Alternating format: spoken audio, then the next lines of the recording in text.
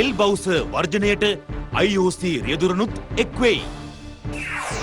තෙල් බෙදා හැරීම උපරිමයෙන්ම කරනවා තෙල් ඇමති කංචන කියයි. වැස්ස තද වෙයි. දීවරයන්ට අනතුරු ඇඟවීම්. කුලියාපිටියේ මාරක අනතුරේ ඩිෆෙන්ඩර් රියදුරු 14 දරුවෙක්ද. ප්‍රමුඛන සිද්ධිය අද යලි විභාගයට. අවුරුදු දෙකකට පසුව සංචාරකයන්ට නවසීලන්තයේ දොරටු ඇරේ.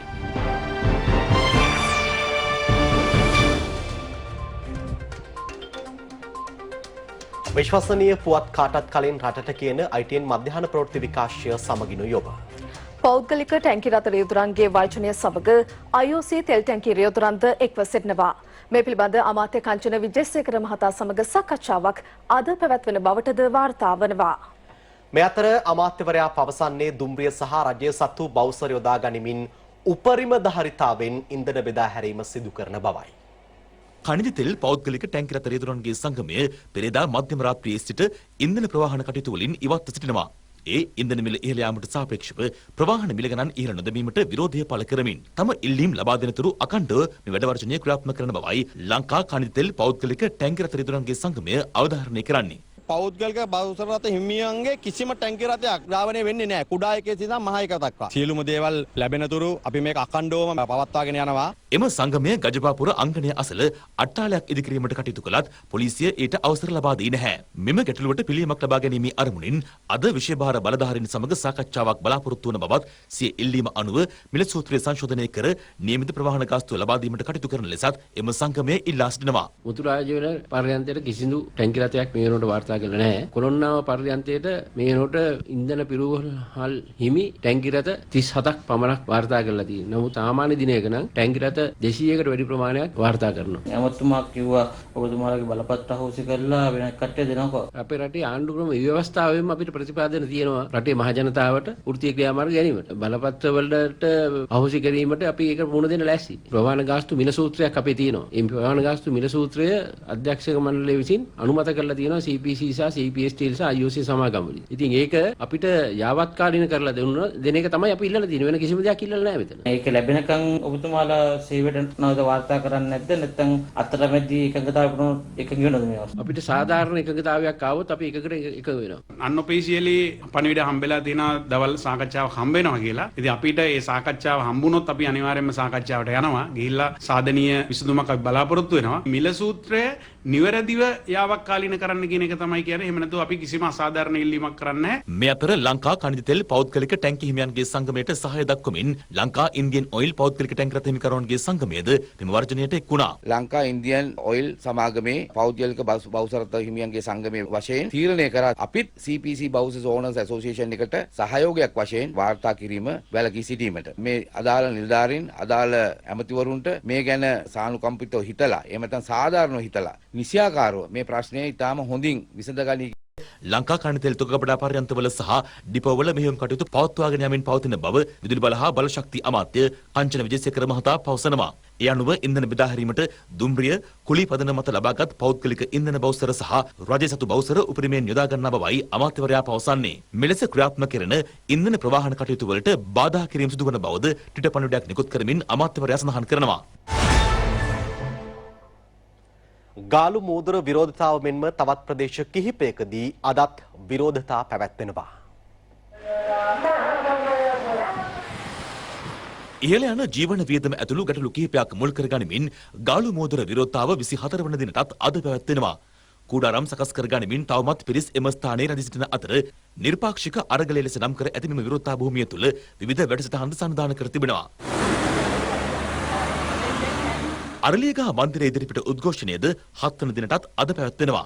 ඊයේ දිනේදී විරෝධතාකරුවන් ඉවත් කිරීමට පොලිසිය පියවර ගත්තද පස්වරුව වන විට ඔවුන් යලි එම ස්ථානයේ අට්ටාල සකස් කරමින් විරෝධතාව ආරම්භ කළා. උපවාසයක් ආරම්භ කර ඇති තරුණයෙකු ප්‍රකාශ කළේ පොලිස් බස් හා ලොරි රථ එම ස්ථානයෙන් ඉවත් කර ගන්නා අතුරු උපවාසය ක්‍රියාත්මක කරන බවයි.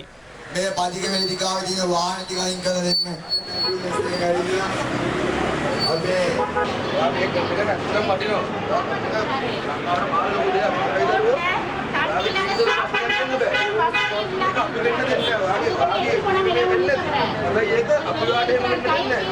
මගේ ජීවිතේ අවසාන වෙන්න ඕන මේ අරගෙන දුන්නේ. ඒකට ඔබතුමාට නෙවෙයි කිසිම කෙනෙක්ට අයිතියක් නැහැ. මේ මගේ අයිතිය. මම ජීවත් වෙන්නේ කියන මගේ ජීවිතේම මට අයිතියක් තියෙනවා. අපි ඉන්න උපවාසයක අපි ඉන්න අපේ අරමුණක් තියෙනවා. මලු දේවල් නෙවෙයි ඉල්ලන්නේ. අපි අද නරගල කරද්දී මිනිස්සු පාරේ අයි වාහන ටික අයින් කරන්න කිය. මොකද ඒක කරන්න බැරි හේතුව. ඔය බස් ටික අයින් කරන මලු දෙයක් නෙවෙයි. මේ අතර හොරණ ප්‍රදේශයේ විද්වත් වෘත්තිකයන් වෙළඳ ප්‍රජාව සහ තරුණ තරුණියන් පිරිසක් එක්ව විරෝධතාවක් පැවැත්වුවා. වීථි නාට්‍ය මෙන්ම සටන් පාඨ ඇතුළත් පූර්ව ප්‍රදර්ශන කරමිනුයි විරෝධතාව ක්‍රියාත්මක කෙරුණේ. මීගමු නගරයේද විරෝධතාවක් පැවැත්වුණු අතර ඒ සංවිධානය කර තිබුණේ ශ්‍රී ලංකා නිදහස් පක්ෂ මීරිකම සංවිධායිකා සුනේත්‍රා සමරකෝන් මහත්මියයි.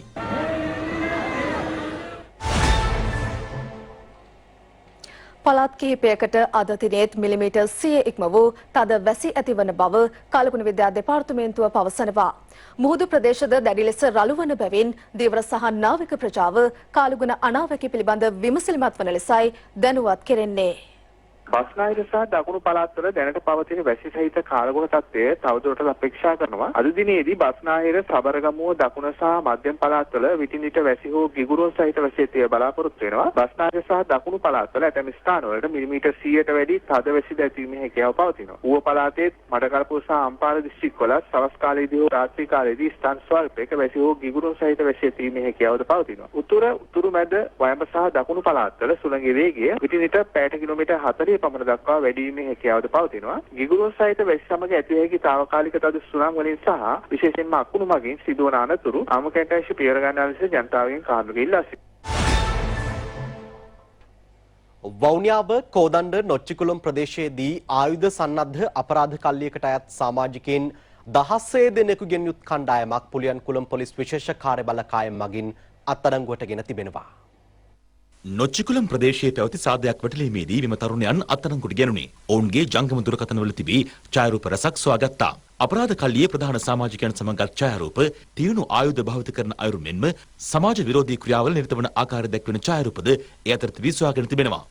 හඳපාන්ගොඩ හඳයා නැමැති මද්‍රව්‍ය ජාවාරම්කරුවාගේ සමීපතම යන ලෙස හඳුනාගත් කාන්තාවක් සහ තවත් පුද්ගලයෙකු කළුතර අපරාධ කොට්ටාසය මගින් අත්අඩංගුවට ගත්තා. ඔවුන් සතුව තිබී T56 ගිනි අවියක්, උණ්ඩ 30ක් සහ හෙරොයින් මද්‍රව්‍යද සොයාගෙන තිබෙනවා. මෙලෙස අත්අඩංගුවට ගැනුණේ හෝමාගම ගංගා නැමැති අනුවර්ත නාමයෙන් පෙනී සිටි කාන්තාවක සහ වටරැක සංජු ලෙසින් හැඳින්වූ පුද්ගලයෙකුයි. රුපියල් 35000කට මාසික කුලී පදනම යටතේ ලබාගත් නිවසක රැඳී සිටමින් ඔවුන් මද්‍රව්‍ය ජාවාරම මෙහෙයවා තිබෙනවා. කුලියාපිටිය ප්‍රදේශයේදී මාරක රියානතුරක් සිදු කිරීමේ සිද්ධියේ සැකකරුවන් 3 දෙනෙකු පොලිසිය අත්අඩංගුවට ගත්තා. මෙම අනතුරට සම්බන්ධ ඩිෆෙන්ඩර් රථය පදවා ඇත්තේ වයස අවුරුදු 14ක දරුවෙකුද යන සම්බන්ධයෙන් පරීක්ෂණ සිදු කරන බව පොලිසිය පවසනවා. ඊයේ පස්වරුවේ කුලියාපිටිය ප්‍රදේශයේදී යතුරුපැදියක් සහ ඩිෆෙන්ඩර් රථයක් එකිනෙක ගැටීමෙන් සිදු වූ මෙම අනතුරින් පුද්ගලයෙකු ජීවිතක්ෂයට පත් වුණා. ඒ සමග නොසන්සුන්කාරීව හැසිරුණු පිරිස් ඩිෆෙන්ඩර් රථයට ගිනි තැබීමත් සමග උණුසුම් තත්ත්වයක් ඇති වුණා. බදුල්ල පස්තර තුනේ කණුව වතු නිවාස පෙළියේ වයස අවුරුදු 10ක පිරිමි දරුවෙකුට පියා විසින් අමානුෂික ආකාරයෙන් පහර දීමේ සිද්ධියක් වාර්තා වුණා. එම දරුවාගේ මව නොමැති අතර පියා නීති විරෝධී මත්පැන් අලෙවි කරන බවට ප්‍රදේශවාසීන් පවසනවා. දරුවාට පහර දෙන ආකාරය බලා සිටින කාන්තාවකද එම දර්ශනවල දැකගත හැකියි. පවතින කාඩ්පත් හිඟේ හේතුවෙන් අත්‍යවශ්‍යම අයට සහ විදෙස්ගත වන්නන්ට පමණක් රියදුරු බලපත්‍ර මුද්‍රණය කර ලබා දෙන බව මෝටර් රථ ප්‍රවාහන දෙපාර්තමේන්තුව පවසනවා. ඒ වෙනුවෙන් දැනට තාවකාලික බලපත්‍රයක් ලබා දීමට පියවරක නැති බවයි මෝටර් රථ ප්‍රවාහන දෙපාර්තමේන්තුවේ සහකාර කොමසාරිස් කාර්මික HKU ජයම්පත් මහතා අද පෙරවරුවේ 7 වෙනි පැය වැඩසටහනට එක්වමින් කියා සිටියේ. කොළඹට මෙන්න ඕනේ දිස්ත්‍රික් කාර්යාල 3ක කාඩ්පත් මුද්‍රණයත් කරනවා. ඒ කියන්නේ හම්බන්තොට, අනුරාධපුරය සහ වේරහැර කාර්යාලය. අපි මේ පහසුකම් දීලා දැන් හැබැයි තවමත් බොහෝ දෙනෙක් කරන්නේ වේරහැර කාර්යාලයටම එන්න උත්සාහ කරන. ඒක තමයි මේ තදපතියත්. අපි නාරාහෙම්පිට, ගම්පහ දිස්ත්‍රික්කය, අනුරාධපුර, හම්බන්තොට, කුරුණෑගල, යාපනයේ දිස්ත්‍රික්කේ අපි වාහනවල ලියාපදිංචි කිරීම සහ පැවරීම් කටයුතු සියලු දේවල් සිද්ධ කරනවා. එතන මේ දවස්වල අපි දන්නවා රටේ කඩදාසි හිඟයක් පිළිබඳව තොරතුරු වාර්තා වෙනවා. ඒ අතරේ කාඩ්පත් හිඟයකුත් පහුගිය දවස්වල වාර්තා වෙනවා. කොහොමද දැන් මේ වන විට තත්ත්වය? මේ අවස්ථාවේ අපි සියලුම දෙනා දන්නෝනේ අපේ රට මුහුණ දීලා තියෙන තත්ත්වය. ඒතකොට අපිටත් ඒකේ පොඩි බලපෑමක් තියෙනවා. නමුත් අපි ඒකේ විදේශගත වන සහ අත්‍යවශ්‍ය අයට අපි රියදුරු බලපත්‍රය නිකුත් කරනවා. අනිත් අයට අපි දැන්ට తాවකාලික රියදුරු බලපත්‍රයක් නිකුත් කරනවා. අපි කොච්චර පරීක්ෂණ පවත්වලා කොච්චර කරලා නියාමනය කරට වැඩක් නැහැ. අර රියදුරෙක්ගේ තියෙන ආකල්පමය ඌනතාවය නිසා මේක ඩබල් වෙන්න පුළුවන්. රියදුරු බලපත්‍රය ගත්තට පස්සේ මෙතනින් එහාට අපි අලුත් මාර්ග නීති අලුත් වෙනවා ගැන කිසිම අවබෝධයක් නැහැ. පරණ රියදුරු විශේෂයෙන්ම අපිට හැමදාම ප්‍රායෝගික පරීක්ෂණ තියන්න, ලිඛිත පරීක්ෂණ තියන්න බෑ. ඒ කට්ටිය දැනගන්න. ඒ කට්ටිය මෙන්න මේ ගැසට් එක ෆලෝ කරලා ඒ කට්ටියගේ දැනුම වර්ධනය කර ගැනීම අපි බලාපොරොත්තු ඔස්ට්‍රේලියාව සහ ශ්‍රී ලංකාව අතර රාජතාන්ත්‍රික සම්බන්ධතා පිහිටුවා වසර 75ක් සපිරීම වෙනුවෙන් සාකච්ඡාවක් විදේශ කටයුතු අමාත්‍යාංශයේදී පැවැත්වුණා. විදේශ කටයුතු අමාත්‍යාංශයේ ලේකම් මහාචාර්ය ජයනාත් කොළඹගේ මහතාගේ ප්‍රධානත්වයෙනුයි එම සාකච්ඡාව පැවැත්වුණේ. කොළඹ සහ කැන්බරා අතර ද්විපාර්ශ්වික කටයුතු වල සමස්ත වර්ධනය දෙරටෙහි අන්‍යෝන්‍ය සහ උපායමාර්ගික අවස්ථා සම්බන්ධයෙන් පවතින ගැටලු මෙන්ම අනාගත ක්‍රියාමාර්ග පිළිබඳව මෙහිදී සාකච්ඡා කෙරුණා. වසර 75ක් පුරා දෙරට අතර පවතින ආර්ථික, වෙළඳ, ආයෝජන සහ සංස්කෘතික සම්බන්ධතා සම්බන්ධයෙන් ඔස්ට්‍රේලියා දූත පිරිස සිය ප්‍රසාදය පළ කළා. රඹුක්කන ප්‍රදේශයේ පසුගියදා ඇති වූ නොසන්සුන්කාරී තත්වයේදී පොලිස් වෙඩි තැබීමෙන් පුද්ගලයෙකු ජීවිතක්ෂයට පත්වීමේ සිද්ධිය කෑගල්ල මහේස්ත්‍රාත් අධිකරණය හමුවේ අද යලි විභාගයට ගැනීමට නියමිතයි. පසුගිය 19 වනදා රඹුක්කන ප්‍රදේශයේදී පැවැත්වුණු විරෝධතාවක් අතරතුර ඇති වූ නොසන්සුන්තාව හේතුවෙන් පොලිසිය කළ වෙඩි තැබීමේදී ජීවිතක්ෂයට පත්වුණේ KB චමින්ද ලක්ෂාන් නැමැති කරන්බැද්ද හිරිවඩුන ප්‍රදේශයේ පදිංචිකරුවෙක්. මෙම සිද්ධිය සම්බන්ධයෙන් කෑගල්ල හිටපු ජ්‍යෙෂ්ඨ පොලිස් අධිකාරී KB කීර්තිරත්න මහතා ඇතුළු නිලධාරීන් 4 දෙනෙකු අත්අඩංගුවට ගැනුණු අතර ඔවුන් රක්ෂිත බන්ධනාගාරගත කරන ලෙස රඹුක්කන මහේස්ත්‍රාත් අධිකරණය නියෝග කළා. මේ අතර රඹුක්කන නොසන්සුන්තාව අතරතුරදී වෙඩිවැදීමට ලක් වූ 15 හැවිරිදි පාසල් දරුවා සම්බන්ධයෙන් අපරාධ පරීක්ෂණ දෙපාර්තමේන්තුවේ විමර්ශනවල ප්‍රගතිය විමසා ජාතික ළමා ආරක්ෂක අධිකාරිය වාර්තාවක් ඇඳවා තිබෙනවා. එම අධිකාරියේ විමර්ශන අංශයේද සිද්ධිය සම්බන්ධයෙන් අදාළ පාසල් දරුවාගෙන් ප්‍රකාශයක් සටහන් කර ගැනීමටයි කටයුතු කර තිබෙන්නේ. අඩු ආදායම්ලාභීන් ලක්ෂයක් සඳහා සහන මල්ලක් ලබා දීමේ අම්පාර දිස්ත්‍රික් වැඩසටහනේ දෙවන අදියර ක්‍රියාත්මක කෙරුණා. ඒකාබද්ධ සමාජ සත්කාරක වැඩසටහනක් ලෙසයි මෙය ක්‍රියාත්මක වන්නේ. අඩු ආදායම්ලාභී පවුල් වෙත වියලි ආහාර ද්‍රව්‍ය අඩංගු සහන මල්ලක් ලබා දීම මනදම් මෙහෙවර වැඩසටහන යටතේ සිදු කෙරෙනවා. අම්පාර සමන්තුරේ ප්‍රදේශයේ පවුල් 50කට වියලි ආහාර මනු ලබා දීමට මේ යටතේ කටයුතු කෙරුණා. ඒ වෙනුවෙන් ප්‍රධාන අනුග්‍රාහක දායකත්වය ලබා දෙන්නේ ඩයලොග් ආසියාටා සමාගමයි. හෙමා සහ මාස් හෝල්ඩින්ග්ස් යන ආයතන ඊට සම අනුග්‍රාහක දායකත්වය ලබා දෙන අතර සර්වෝදය ආයතනය වැඩසටහනේ මෙහෙයුම් සම්බන්ධීකරණය සිදු කරනවා. තමන් ආර්ථික අපහසුතාවට පත්ව ඇති මේ අවස්ථාවේ මෙවැනි සත්කාරයක් සිදු කිරීම සම්බන්ධයෙන් ජනතාව සිය ස්තුතිය පළ කළා. අපි ස්තුතිවන්ත වෙනවා ඩයලොග් ආයතනයට. අපිට ගොඩක් සතුටුයි. මේ වෙලාවේ හැටියට ලොකු උදව්වක්. අපි ඇත්තටම ස්තුතිවන්ත වෙනවා.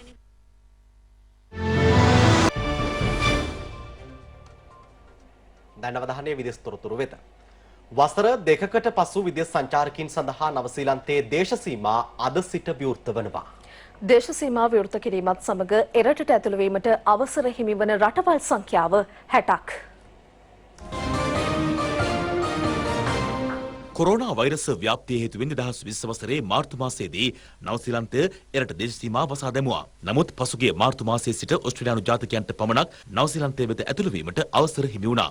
අද සිට නවසීලන්තයට ඇතුළු වන සියලුම සංචාරකයන් පූර්ණ එන්නත් කරන්නට ලක්ව සිටිය යුතු අතර කොරෝනා ආසාදිතයෙකු නොවන බවට තහවුරු කළ යුතුයි. කොරෝනා වෛරස් ව්‍යාප්තිය සාර්ථකව පාලනය කළ රටක් ලෙසයි නවසීලන්තය හැඳින්වෙන්නේ. චීනයේ චැන්ක්ෂා ප්‍රදේශයේ කඩාවැටුණු ගොඩනැගිල්ලේ සුන්බුන් තුල සිර වූ පුද්ගලයන් 7 දෙනෙකු බේරා ගැනීමට සහන කණ්ඩායම් මේ වන විට සමත්ව තිබෙනවා. කඩාවැටුණු ගොඩනැගිල්ල මහල් 8කින් සමන්විතයි. එහි සාමාන්‍ය ජනතාව වාසය කළ අතර සිනමා ශාලාවක් සහ හෝටලයක්ද පවත්වාගෙන ගොස් තිබුණා. සිද්ධිය සම්බන්ධයෙන් පුද්ගලයන් 9 දෙනෙකු අත්අඩංගුවට ගත් අතර ඔවුන් අතරින් 5 දෙනෙකුට ගොඩනැගිල්ල ආරක්ෂිත බවට ව්‍යාජ ලිපි ලේඛන ඉදිරිපත් කිරීමේ චෝදනාවයි එල්ල වී ඇත්තේ. සුන්බුන් අතර තවත් පුද්ගලයන් 16 දෙනෙකු සිරව සිටින බවට සහන කණ්ඩායම් පවසනවා. ගිනි නිවන බටයන් 1700කට අධික සංඛ්‍යාවක් මෙන්ම පොලිස් නිලධාරීන් සහ ස්වේච්ඡා සේවකයන් රැසක්ද සහන කටයුතු වෙනුවෙන් එක්ව සිටිනවා.